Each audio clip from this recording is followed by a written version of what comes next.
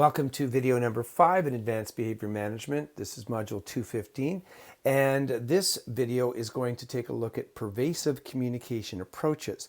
In the last video, we took a look at the things that we might do to support people to develop better coping and communication skills. By that, I mean helping supported individuals and students. But in this video, we're focusing on ourselves. We're focusing on the tools that we use to ensure that our communication produces the best possible outcome. Some people wouldn't call these behavioral approaches as much as they might call these just best practices. I don't particularly care which way you think about them, but I hope that you are going to get sort of a toolkit that you can think of and you can apply to any type of interaction that you have. And I absolutely understand that many of the things we're going to talk about here are repetition, but I also think they're so important, it's valuable for us to look at them sometimes more than once. So let's go through the list. Positive contingencies is the start of our list. A positive contingency is a statement of if and then, and it's contrasted with a negative contingency, which we want to avoid. Negative contingencies are if you don't, then you won't kind of statements. And the reason that they're problematic is that they challenge a person and essentially invite a person to engage in a power struggle with us. They almost never go the way that we hope. They almost always make things worse.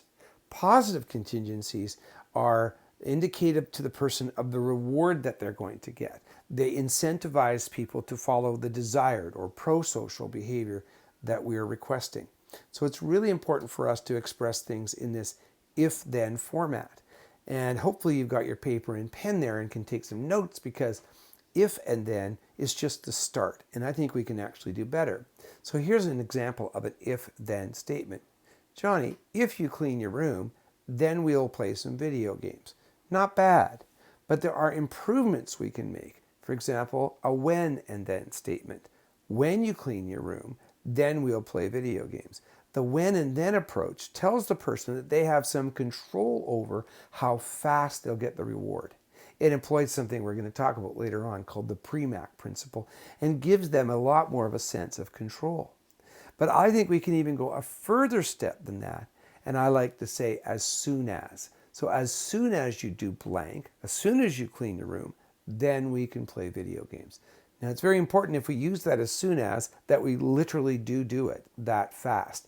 Otherwise, a person will start to feel betrayed and they simply won't listen to us in the future. But positive contingencies work really, really well. A lot of people give us a partial contingency, partially positive. If you clean your room, then you won't miss out on your allowance next week. Be careful about that. It might be a little bit better than an if, and if not, then not, but it's not a lot better. Try putting the entire thing in the positive. The desired behavior achieves the desired outcome. If you clean your room, then you'll get your allowance, as opposed to the threat. Always have the person looking at what you want them to do and looking at what they want you to do. And there's an expression that Martin Luther King said, and I think about it here. Put your eyes on the prize. Imagine what it is that you want and work towards it instead of avoiding something else. We should avoid flag words, something we've talked about a fair amount in our class. There are many of them. And these are not the sort of obvious words that we're thinking about. We're not talking about avoiding telling people that they're dumb or stupid. Those words are not only going to flag people, but we have some major ethical and dignity concerns with them. I'm talking about words that can be more subtle. Words like, you never do this, or you always do that. Or words like should. Should can be replaced often with could. It's a much better word. No can often be replaced with yes, believe it or not. So a person says, are we going to the mall today? Instead of saying no, I like to say, yes, we're going to go tomorrow, or yes, we're going to go later. And instead of saying but, what can you say? Often you can say and. So for example, you did a great job of washing your hair, but you forgot to wash the conditioner out. How about, you did a great job of washing your hair, and now I'd like to help you wash the conditioner out. And it makes a huge difference. I statements surprisingly work better than you statements, or at least they seem surprising to some people. To me, it totally makes sense. It's much better if I say, I would like you to do something, instead of you need to do something. You go do it. You statements are called the imperative. They are commanding. And because they're commanding, people almost immediately want to assert that they don't get told what to do, that their turf is their turf. And so people immediately become defensive. I statements work more like an invitation. There are lots of other ones, but those are some of the main ones that we want to look for. Oh, 2 or 3 others I should mention. Avoid telling people to calm down or relax. As we've talked about in the past, they almost always work in the opposite way. And avoid words like policy and rule, because those types of jargony words are often flags for people because they tell them that they're not as powerful as the people who are using those words. I've already talked about some of the alternatives to no. Later is one of them, or after this, or if you do this is often good. So instead of saying no to people, think of a way to say yes. Think of a way of telling them what they will get. Are we having macaroni tonight? We're having spaghetti tonight. Tomorrow we'll have macaroni. Oh, macaroni is 3 days from now, but, oh, I should probably avoid the but there. Tonight we're having spaghetti. So look for ways to avoid saying no. And sometimes it comes down to simply saying, why not make this a yes? Are we having macaroni tonight? That might become something that's quite possible to make as a yes. So often I would respond by saying, is that what you would like? And going back to our module about our video about communication and coping skills, teaching people that it's okay to say that in an active way, say, I would like this instead of are we having, that's a great teachable moment. Praising people for successive approximations, letting people know that you're not expecting perfection the very first time you do something. Telling them, good job, thank you, or great progress are little things that you can do, and they will create what we call behavioral momentum. Instead, what we often do is wait until people either completely succeed to give them praise, which almost never happens until a person has had lots and lots of failure, or we just stand there waiting till they make a mistake and then speak up. It's much more powerful to tell people, good job, keep it up, well done, excellent, good effort. And that is really propelling. And it isn't always just praise, but praise is one of the best ways to do it. And you can communicate in ways that add in the nonverbal and the paraverbal. The tone of your voice is part of it. And the nonverbal can include things like high fives and fist bumps. Those are really make a big difference because they concretize things. Generalizing desired behavior. Here's where I like to tell a story I call the gentleman story. And some of you may have heard it before. Years ago, I was working as an applied behavioral analyst. I was asked to go to a daycare and work with a child. And there was a team of us that went. When we got there, we realized we couldn't all work with this person at the same time. I was sitting off to the side for a period of time, and a young boy, probably 5 years old, maybe 6, was sitting off to my right. And he was completely isolated from the rest of the room.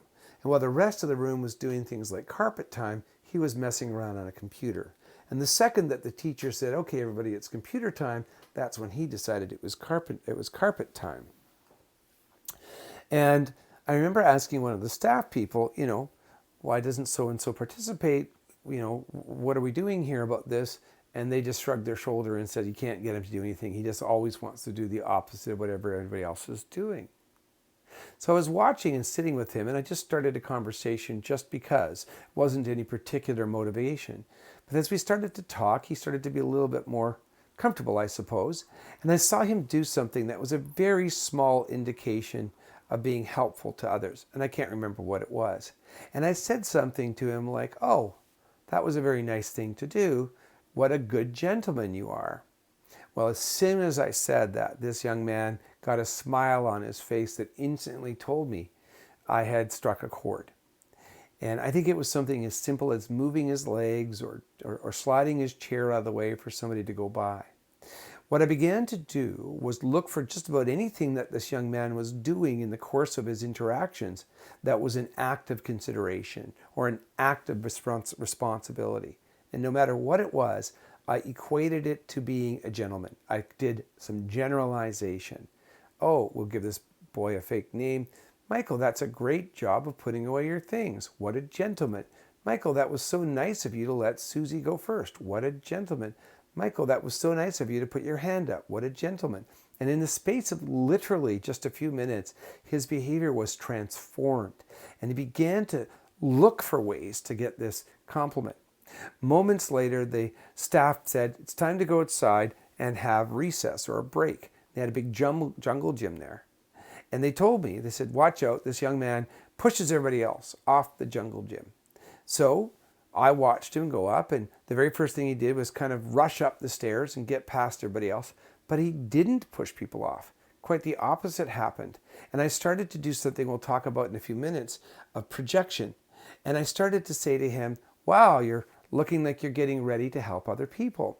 And then he did. And every single time he helped people, in even a small way, I did the same idea of generalizing, of telling him that I thought he was being a gentleman. Well, he was stumbling over himself by the end of this whole thing to help littler kids go down the slide and littler kids get up the ladders. He was just soaking it right up. And by the time I left, the staff people said, please don't go. We've never seen him have such a good moment. It really came down to a couple of simple ideas. First of all was the successive approximation idea. I caught him doing little things and started to praise him. There's an expression for this. We caught him doing it right. But the second thing is I made a bigger deal of it. I connected it back to a larger and more general concept, an identity that almost anybody would want, in this case being a gentleman. But I could have just as easily chosen a word like, for example, you're being so polite or so responsible or such a big boy. Whatever it is that's going to work for that person would be the thing I would generalize to. And now that person starts to see all the different ways that they can achieve that identity, whether it's good hygiene or good manners or taking a turn, that person starts to kind of get a clarity in their eyes of what it means. If everybody walks around using different ways of saying good job to somebody, that process is slowed down. But if we don't just praise the person, if we actually build in for them a way to understand that this leads to something, this identity that is socially desirable, we'll get a lot further. The next thing is something I love to do, and I would encourage you to try doing it with your children if you're a parent. There was a little example of it in the story of the young boy, the gentleman. It's called positive suggestion and pre-praise. Technically, these are two separate things, but they go together so seamlessly that it's almost impossible to separate them. When I am using suggestion, I am literally planting in the person's head the idea that they will do something. Often we accidentally do this to our children and we get the worst behavior. I'm going to go out now, and when I leave the room, you better not get out of this bed. Guess what the child does? Your father and I are going out tonight. You better not torment the babysitter like the last one. And of course, what does the child do? Positive suggestion just does the exact opposite. We're going to go out now, and I know that you're going to have a great night. I can tell right now that you're going to have a fantastic night. Oh, I can see that you're all snug in your bed. I can tell that you're going to do a great job of staying in your bed. Now, sometimes we can't project that far down the line, but I like to tell another story that fits this. Years ago, I supported an individual, and whenever he was asked to do a chore, he would immediately head to the bathroom. So I taught the staff to use this technique. And one day they asked him to vacuum. Well, it turned out that the vacuum cleaner was stored in a room that was on the way to the bathroom. So when this young man got up and started walking towards the bathroom, his first few steps could easily have been interpreted as him walking towards the vacuum cleaner. And so I taught my staff people to start praising him the moment they gave him this feedback. So this direction. So they said to him, hey, Johnny, it's time to vacuum. And before he even had a chance to move, they said, I know you're going to do a great job. And as soon as he stood up and started to walk, they started to say, see, I knew it. Great job. You're up right away and getting the vacuum cleaner. Now, the pre-praise goes in here. It's very subtle, but they started to say, good job. They started to say, thank you. They started to congratulate him. Not only did they say, we think you're going to do it, but they actually gave him a little taste of his reward, his praise and his social approbation before he actually did it. And the miraculous thing was that Johnny, most of the time, turned left at the vacuum cleaner closet instead of going to the bathroom on the days when staff did this well. It's really a free sample of the praise and the reward you're going to give the person, and it's a vote of confidence. So people are much more likely to do it. And when you take these last three ideas of giving people praise for every little effort, for giving them an identity that's a generalized or a social phenomenon, that's a generalized part of what they're doing, and giving them pre-praise and positive suggestion, you'll get a lot of results. Some other ones. In the green box, when we redirect people, we never redirect them away from something. We don't say stop or don't. Those are not only flag words, but they don't tell the person what we want them to do. Instead, redirect them to something that is going to be desirable. And it can be desirable in two ways, and sometimes both of them. First, hopefully it better meets the person's needs than what they're doing right now. Second, it's usually incompatible, can't be done at the same time as the problem behavior. So when we do this, we get the person so that they're as far away from the troublesome behavior as possible and as close to meeting their needs, or even better at meeting their needs, than what they were doing before. So redirect people to specific activities. So if somebody is hitting their head, don't tell them to stop. Instead, tell them to use their hands on something that is going to keep them from hitting their head, like bouncing a basketball or eating their favorite snack. And if that activity helps to address the underlying problem, whatever had Johnny hitting his head, whether it might be putting headphones on or listening to music or opening the door to go outside and get some fresh air, not only is it incompatible, but it's going to meet the underlying need and lead that person to have better behavior. So that's a really important thing for us to do when we're using redirection. Make sure that you tell people specifically what to do, not what to be. If you tell people to be a certain way, it won't work. Don't say be polite or be respectful or follow the rules. Those are too abstract. People won't understand you, especially as they go elevated into higher crisis mode or arousal cycle. And so you're going to create more frustration, not improve the scenario. Instead, give people specific things to do. And be careful not to give people too many steps at one time. Keep it really simple. Go get your jacket. We'll go outside. As opposed to go get your jacket, put your shoes on, meet me at the door. When a person is starting to escalate, that amount of information can be the difference in whether they handle things well or not. Another slide of pervasive communication techniques. We talked earlier about people learning assertiveness and understanding that their behavior causes others to act a certain way. Because of something that I saw many times in my career, I've created a rule I call simply yes means yes and no means no. And like a few other ones, it's best illustrated by a story.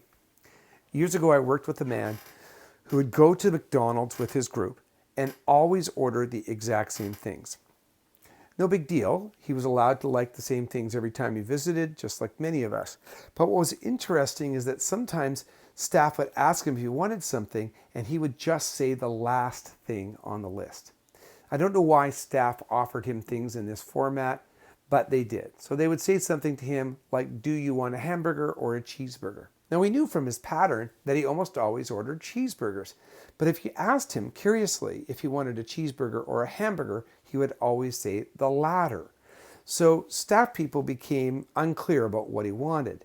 And what they did about this was plainly ridiculous. It was a bit funny, actually, where people started saying, would you like a hamburger, cheeseburger, cheeseburger, cheeseburger, hamburger, cheeseburger? They sounded like an auctioneer. But it didn't work that way for the person they were talking to. He just waited till they were finished and said the last thing. And the reason wasn't because he was autistic, although he was. It was really because he'd learned that whatever staff say, I should just go with it because that creates the least amount of trouble. And a lot of the time, staff people did the one thing that reinforced for him that what he said didn't matter. And that is, they ignored it. If he said he wanted a hamburger, they bought him a cheeseburger because they were so sure, based on prior experience, that that's what he wanted. So I came in, and at first I think people thought I was being really mean. And I told them, a hamburger is a hamburger. If he says he wants a hamburger, go buy him a hamburger. And so they did. And the first few times that they did this, lo and behold, the individual was not only surprised, but they weren't happy. They really did want a cheeseburger. But they quickly realized that the reason they didn't get a cheeseburger is because they hadn't used the time to express what they wanted. And so that was a learning opportunity. One or two missed cheeseburger opportunities was all it took for that person to learn not only how to order at McDonald's, but how to really say what they meant. And on the opposite end, for staff to learn the importance of actually genuinely listening to people. I worked with another individual, and he was on the autistic spectrum as well. And he spoke in a way that was very, very different than most people. He didn't know how to emphasize the words. And so if you asked him what he wanted, I should say, he would use the words in a very quiet way. So you might say something to him like, "Would you like ketchup on your hamburger?" And he'd say, "No," in a very quiet voice. And people didn't believe it. And I said, "You have to believe it. What other indication do you have of what he wants?" And so they started to listen to his behavior, and it turned out that's exactly what he meant. In this guy's case, those little quiet yeses and nos and laters was another one he would say, all literally meant what he meant. If you asked him something, he would often say, "Maybe later," in a sing-song voice. And people thought it couldn't possibly mean what the word said because the intonation was so different. But it literally meant maybe later. And when people responded, he literally danced for joy. He literally started to dance. He was so happy that people had listened to him. And of course, his behavior improved as a result. Learning when to ask an open-ended question is something that can take a little bit of practice and assessment. In our counseling module, we talked about the value of open-ended questions at getting people to expand on their feelings. And that's still true. However, when you're in day-to-day existence with somebody, especially people who have cognitive challenges or developmental challenges, open-ended questions can sometimes be too complex for people. Sometimes the choice needs to be just two simple things. And even more, sometimes they need to be laid out on a piece of paper with pictures or words. People need to see exactly what it is they're choosing. There isn't a secret sauce here of always using open-ended choices or always giving two closed-ended choices or three. It really comes down to assessing what that person does better with. We often would go in and ask students, one of our programs, what they wanted to do on Monday. And people would say, we don't know. And the reason why they said that was because we went back and looked at the times when they'd made a suggestion, and the suggestions that they made involved things that weren't possible a good percentage of the time. We want to go to the moon. We want to go to the P&E, even though it's the winter time. And so every time they made these suggestions, they got told no, and of course they eventually just gave up. So instead, it helped to give people a catalog of choices. And we had to define how many things were in the catalog for some people. Some folks could look at the whole catalog. Some folks could only look at two choices and choose between them. Whatever you end up giving to people as choices, it's incredibly important that you actively listen, meaning that you reflect back to people using those same skills that we used in counseling, including concreteness, that you heard them, that you value what they're saying, and that you do the intrinsically reinforcing thing, which is a fancy way of saying that you honor their choice. You follow through on it. So if somebody says to you that they don't want to do something, don't waste your breath trying to convince them. You can ask why or understand it. Maybe there's something you can fix. But if people say no, a lot of the time, the best thing you can do is find a way to honor that choice. Literality. Mean what you say and say what you mean. Again, we're working with people who often have difficulties in communication. It's extremely common, especially with people who have a long history of dealing with the system, including people with addiction and mental health issues, to have a feeling of being betrayed by the system. And what's going on is that often people don't really understand at a nitty-gritty level what we're saying to them. For example, a person says to a person in a homeless shelter, "Hey, after you've been here for a couple of months, I'm going to help you find a new home." In the mind of that person served, they heard you say, after 2 months, you're going to go out with them and you're going to go house searching. But when you said a couple of, that was probably anywhere from 2 months to 6 months in your mind. And house searching or home searching might have meant sitting down and looking at the computer or just teaching a person how to do that on their own. So it's really important for you to understand how you're being perceived on the other end. And especially again, when you're dealing with people who have mental health needs or autism. If you are being really precise, then that can be very helpful for people. Make sure you don't overpromise and underdeliver. Consistency of messages is also very important. Make sure that you and your teammates are saying the same thing to people, because you might make it sound like something's happening on the weekend and one of your teammates might inadvertently make it sound like it's happening tonight. So really make sure that you're working on the messages being the same. Avoid inadvertent reinforcement. And what I mean by this is avoid giving people a reward for the sort of behavior you don't want. Here's a couple of examples. So, for example, there's a behavior called perseverating. When a person is perseverating, it means that they're doing the same thing over and over and over again. And the most important or most common version of this is verbal perseveration. People say the same things over again or ask the same questions. For example, I've had people that would walk around all day long saying my name or asking, are the Canucks playing tonight, for example. One of these guys was a fella who had a really unfortunate habit. He asked people the strangest of questions. Probably he had experienced something like this earlier in his life, but he would go up and he would ask a question like this. What would happen if somebody lit a garbage fire, or lit a fire in a garbage can in a back alley? And of course, people who didn't know him immediately thought that this was a thinly veiled threat, that he was going to go and do exactly this. And it was probably just something that he had actually learned from exposure in his past.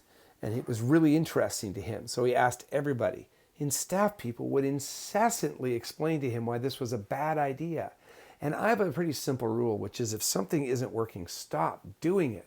Well, he was doing it because in his own way, asking people about a fire in a garbage can was the same as you and I going up to somebody and saying, how are you doing today? It was a conversation starter, and it worked, excuse the pun, like wildfire.